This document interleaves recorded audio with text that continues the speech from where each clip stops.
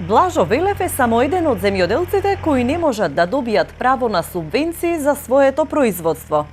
Причината е тоа што нивите на кои произведува се под наем. Па така, место овој производител од Струмичко Сарај, за културите што ги одгледува, субвенциите ги земаат собствениците на земјата. Има, например, кај ти кажем, јас работам ниви, да кажем, 2 ниви, 3 под наем. Гад шо, он ги зима таквото субвенција. Например, под наем пластика, да кажем, и сега, например, она имотен лист не го дава на мен, да кажем. Има много такви пример, да кажем. И сега, например, јас му терам имотен лист, не можело, не знам што, трчканици мало такви работи некој. И сега, например, кој ќе дојде за субвенции да пројавам, јас ако сум го поседил неговата нива да работам, да кажем, он ќе зема парата.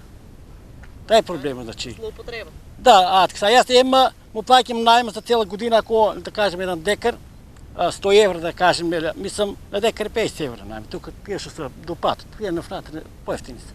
И сега, например, јас сабил сум га пластика, да кажем, 2 декара, 1 декар, нема веќе колку неле, и сега, од нивата не е моја, негова нивата, он си има документ тие работи и не ги дава, нели, например, и нема што да терам, секоја година, например, чинувам, и нема, и веќе сум, кај ти кажем, нема што да му одам, да му досадам, да му земам имотен лист кој не го дава. И он од производство ќе си зема парата. Велев вели дека долги години користи ниви под наем, но нема ниту еден договор за закуп на земјата. Дел од собствениците биле надвор од државата. Други не сакале да склучат договори бидејќи ги пријавувале посевите како своји. Велев се помирил со оваа неправда. Отпрвин се распрашувал низ институциите, но не можел да најде решение за својата ситуација. Затоа смета дека за земјоделците е поважна стабилната цена и пласманот отколку самите субвенции. Животот скап многу, кај да кажем, тоа е реално. Јас мислам најфино да има на земјоделците цента, културата да има цена. Јас мислам да не ми дават субвенции, да има така производство да врва, не ми треба субвенции на мене. Јас повеќе сум задоволен од да има цена производство, нели, да е реална цена, него да ми дава субвенции. Од тие субвенции ќе дадат не некоја пара, не да кажат кој за каква пара, нели, ама ќе дадат каза ќе убрим за ситни работи, ќе има нешто сврши некоја работа. Ама поарно мислам да врва производство. Субвенциите се добра мерка, но често ги злоупотребуваат, тврди овој земјоделец. И тоа луѓе кои воопшто немаат никакво производство, но затоа имаат ниви и пријавувале дека се засадени. Немаш така јака контрола и народ ај кажаваат субвенции ќе дават и народот сите продавници нели кои кажаваат ќе се пишат за субвенции и сите носат имотни листови тие работи. Ако нивата што викаш му леже нема била саден и пројавил га пипер такви работи и земаа тоа беше пред 5 години колку беше земаа убава пари.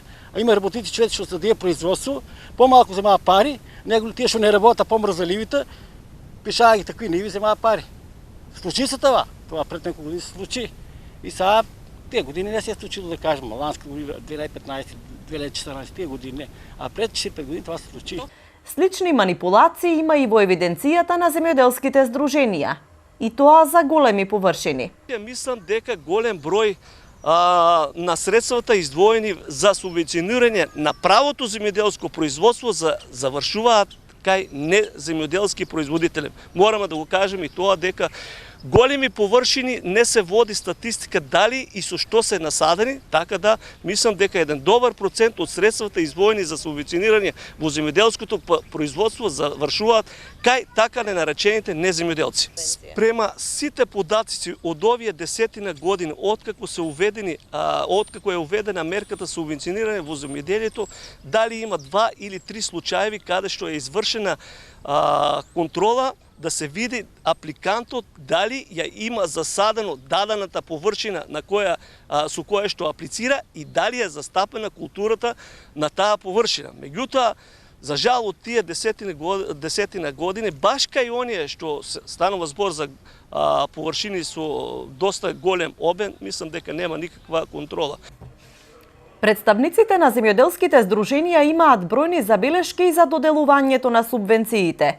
Еден од најголемите проблеми, смета Ристо Велков, е тоа што не завршуваат кај вистинските земјоделци, но и фактот што најмалку добиваат економски немокните земјоделци, на оние кои овие пари им требаат за понатамошни инвестиции или пак за преживување.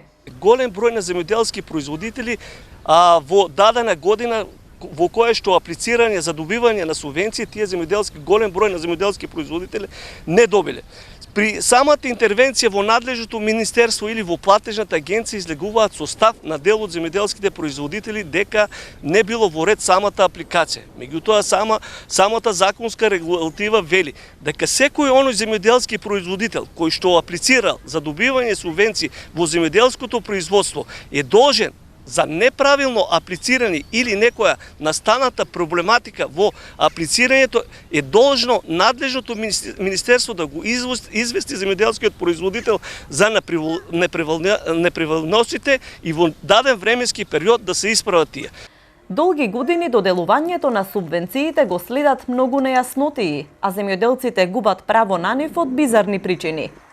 Земјоделските здруженија обвинуваат и дека доделувањето е целосно нетранспарентно. Кај субвенциите мораме да ја кажеме и самата манипулација од надлежните институции. Еве ќе го земаме параметарот, да речеме од 2012 година, на база на податците што ги собираше руралната коалиција, тоа е коалиција составена од здруженија на ниво на Република Македонија, излеговме со податоци во 2014 година дека од 100 милиони евра понудени на нашиот земјоделски производител кои требаше да се дадат како директна исплата во земјоделското производство, спрема самите податоци на платежната агенција некаде околу 70 милиони евра завршија кај нашиот земјоделски производител, што значи дека 30 милиони евра не се знае на која страна се потрошени.